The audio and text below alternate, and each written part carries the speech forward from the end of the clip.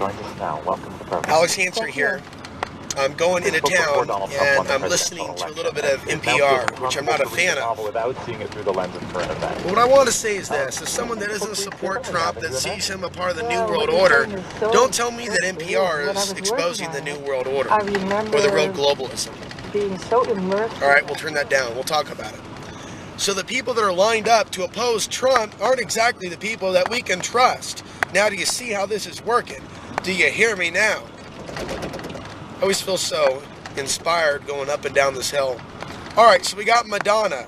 We got Madame Albright. My friend Kyle said, didn't she justify the death of Iraqis back in the day? All right, collateral damage. So we see people that are even war criminals. Meanwhile, hey, you see what Trump's doing? He's talking to Bill O'Reilly. He's talking to other people that were formerly his critics, because it's all a show. It's all a puppet show.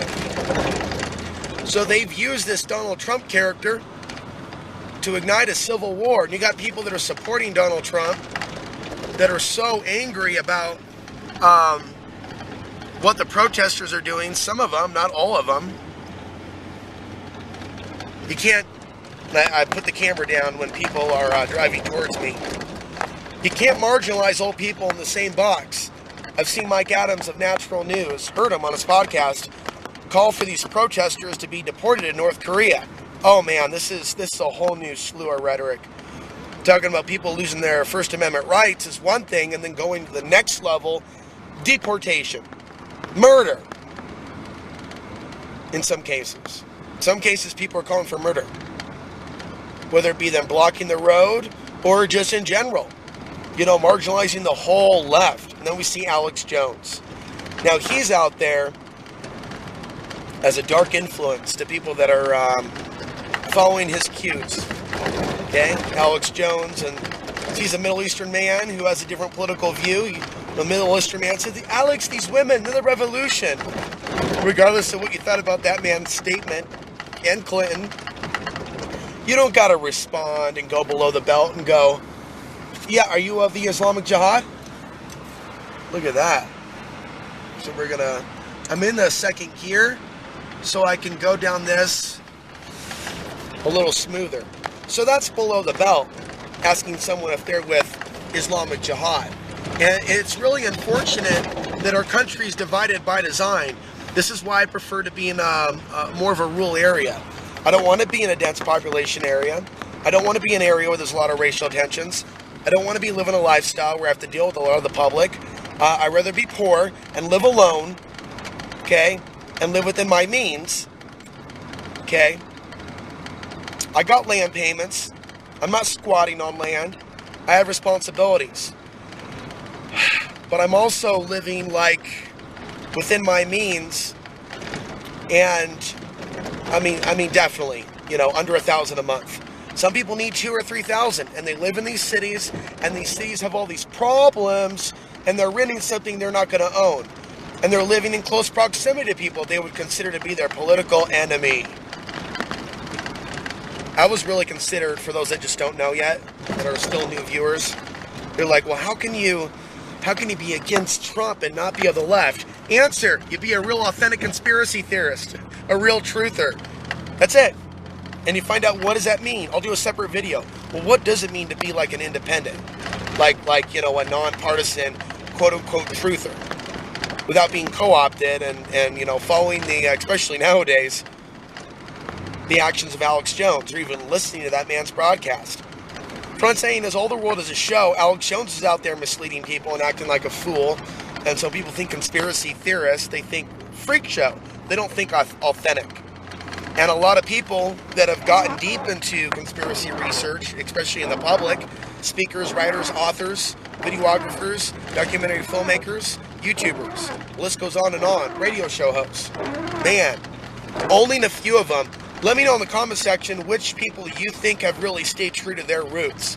Because it seems like the list of those that are former conspiracy theorists that are now pushing the state, that list is growing and growing and growing. I said at one of my recent videos, I said we shouldn't participate in the controlled chaos. We should be able to look at how both sides are being controlled. And we should.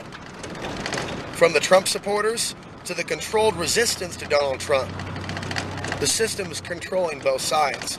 And I think if some of you really took this to heart, and you really looked a little closer, and you even questioned why Donald Trump is not going after Hillary,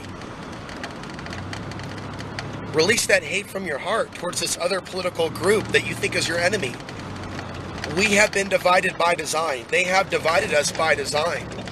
And the things that Donald Trump might do, especially if we do end up with a war and things get worse, I don't even want to talk about my greatest fears. But let's just say certain things go down and certain people are put into concentration camps. You think the world's going to just sit by and allow that to happen? Or you think that'll be used as the pretext? You know, I've been talking about World War III and occupation all these years. For those of you that have been with me, or those of you that can look back at my other content, you can see that this has been like a long-term thing. Vehicle just passed. It's been a long-term thing for me to talk about this, what I feel is coming. And I even feel that Portland will be hit harder during the time of war if we're ever attacked by North Korea or China. So it's not really fair for the Trump supporters to be dehumanizing all the Portlanders. That's starting to piss me off. You can't demonize a whole city. People say, well, that city should be nuked because of those protests. Okay, so you're pro-cop, anti-protester, but the cops would die in that nuke. How much sense does this make? And see, it's not only myself, others are noticing the insane things that people are saying. And there's also, what is the reality online? There's been the sharp increase in rhetoric in the past few days. I should know, I have a video not going viral, but it has 25,000 views. Wild footage. Protesters block traffic. And see the meanest comments. But then I hear from my friend recently, who is working in town at a ski shop.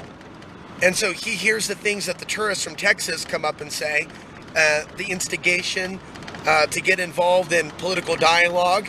And even though he considers himself nonpartisan, independent like me, he's hearing a lot from people that are spouting out, love it or leave it. And there's a lot of this. There's a lot of this, love it or leave it. And people saying that as casually as whether they like their coffee black or with cream, or how much. Love it or leave it. Love it or leave it. I mean, it's a very fascist, you either love the sandwich that you're eating, or you get the fuck out of the country. In fact, it's worse. We have Mike Adams, former associate of Alex Jones, right? Calling for deportation of the left to North Korea. So we're seeing wild behavior on the part of what some people call the radical left at some of the protests, Berkeley and the shutting down of Milo. But we see really an agitation on the digital end, on the internet end, on the YouTube comment section end, on the troll end. And the other thing, are all these trolls in the United States? Or could there be other collaborators with this agenda to keep us all fighting that are busy keyboard warriors? And really, they're keyboard cowards. From keyboard warriors to keyboard cowards. There are people with, it's like, hey, here's that video of me from a couple years ago to the Black Bloc.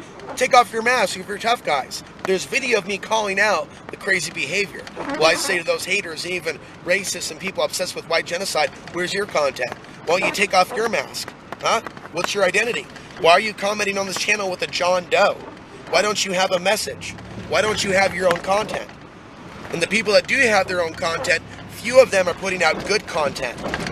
You have a lot of people that are promoting racial hatred, white genocide, a fake Islamic invasion, a fake Sharia law invasion, and they're not warning about how this demonization of immigrants and even domestic U.S. citizens that may not be white enough. They're not seeing how this is karmically wrong. They're not seeing how this is going to bite them in the ass. And it's like this racist programming works on an aspect of our population.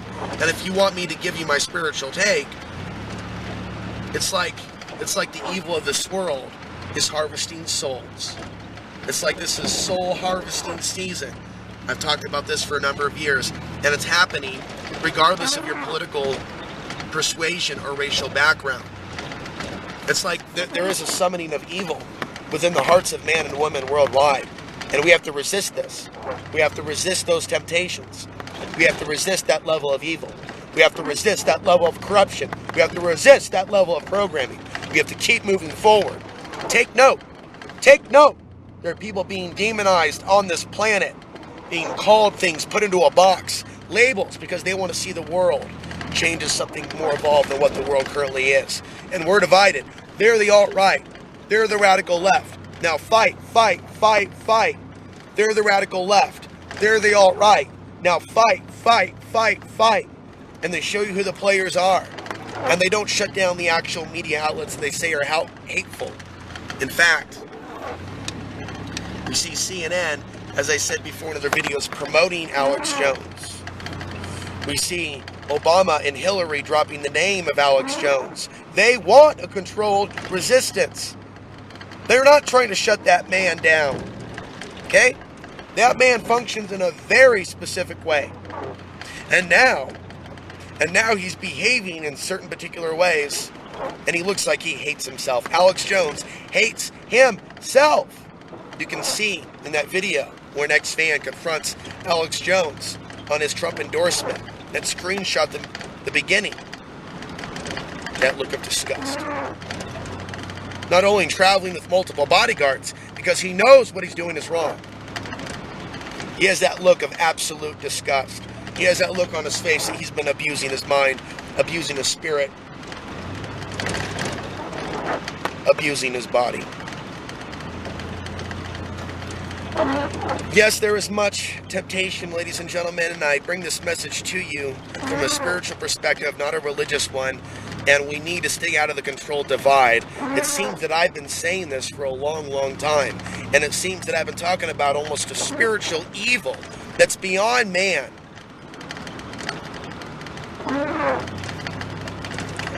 Some choose to call them archons.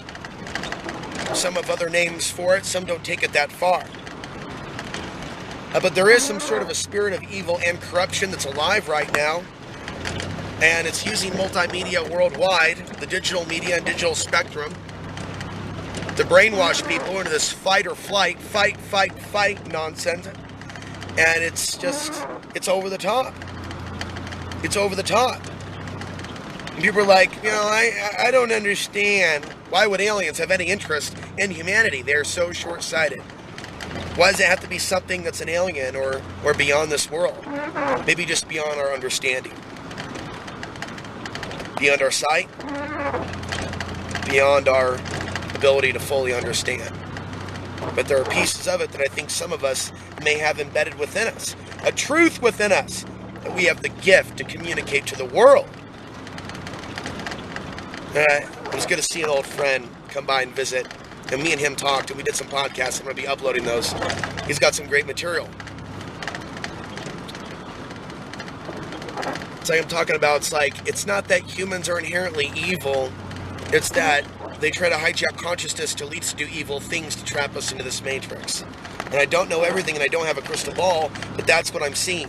And this white genocide program that they're running, right? Said it before, I'll say it again. Alien program. Okay? Signal the air raid siren. Invasion of the body snatchers, children of the corn. It's a time to meditate. It's a time to pray. It's a time to be grateful. It's a time to do good things. I met somebody else, and he's been of the belief that he needs to really work off negative karma in order to protect himself because of shit he did in the past. Wise man. Wise man. If only more men and women would understand this cardinal rule. See, there's too many. There's even a misunderstanding between myself and a guy on Facebook. I got a little offended when he brought out his atheistic philosophy. I think that mainstream religious institutions have done a lot of damage to true spiritual beliefs. And he was of the opinion that Donald Trump reinforces his atheistic views. And I would just say to be open-minded to the experience other people are having, like Kyle, for example, the guy in my podcast. Kyle is exploring, and I hope he doesn't mind me saying, Kyle is exploring his faith, and I'll just leave it at that, in the Creator's understanding of things.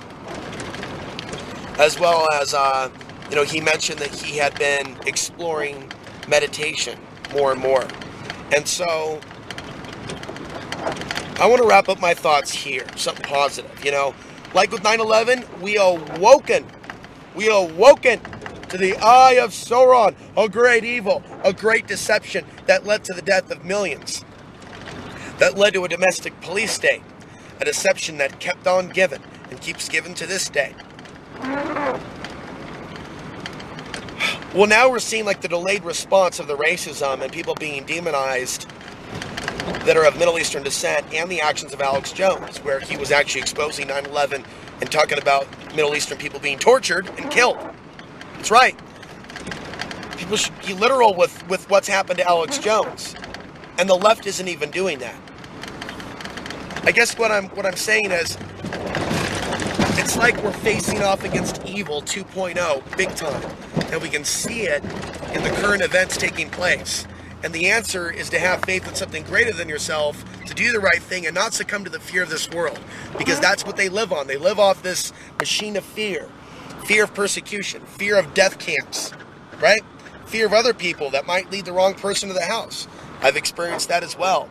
There's various forms of fears. There is fear of the president. There is also fear of the protesters. Both of those programs are basically feeding on each other. And that's not a good thing.